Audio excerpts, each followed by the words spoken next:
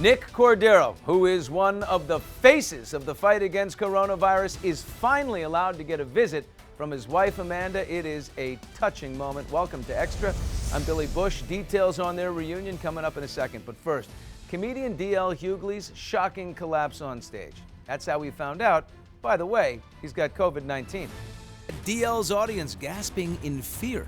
DL's 57 now. He fainted, crashing to the floor during a comedy set in Nashville, and he was treated at the hospital for extreme exhaustion and dehydration. But it turns out they ran a battery of tests, and I also tested positive for COVID-19, which blew me away. I was what they call asymptomatic. I didn't have shortness of breath. I didn't have difficulty breathing. I didn't have a cough. I didn't have a low-grade fever.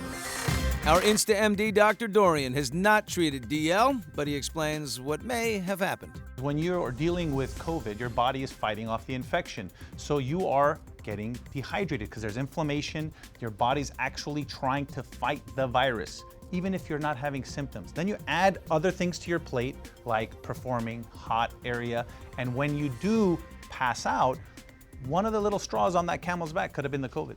So that's what happened to him. His body was spending all that time fighting the COVID that he didn't know he had. Yeah, just because you don't have symptoms doesn't mean your body is not trying to rid itself of that infection, and it's taxing. That may be enough for you to pass out. Remember, passing out means you didn't get enough blood to the brain. The number one cause of that is dehydration. Now to Broadway star Nick Cordero, who's been hospitalized with complications from the virus. He was reunited with his wife, Amanda Klutz, for the first time since March 31st. She posted this heartwarming picture of them holding hands. He was having such a great day, actually. He was more alert than I've seen him in a little while, and he was really following his eyes a lot. As Nick continues his fight for health, there are some disturbing new trends coming out of Florida. The average age of coronavirus infections has gone from 65 down to 36.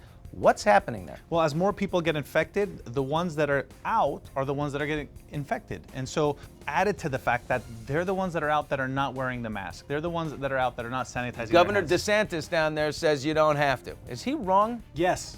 Let's just call it out. Why don't we let the governor then be responsible financially for every ill person that gets coronavirus because he's not willing to In Florida to say that wear a mask. If we were to institute that, guess what? Tomorrow you'd say everybody's got to wear a mask. Donald Trump was having a rally in Tulsa, Oklahoma, where he said, the testing, they're doing 25 million tests, now it's 20 million tests. I tell them, slow down the testing. Don't test so much. He gives that whole routine. Is there any veracity to that because we're testing so much, and much more, that the cases are going up? Or is it community spread? You test more, you'll have more positives. But that's not the real number.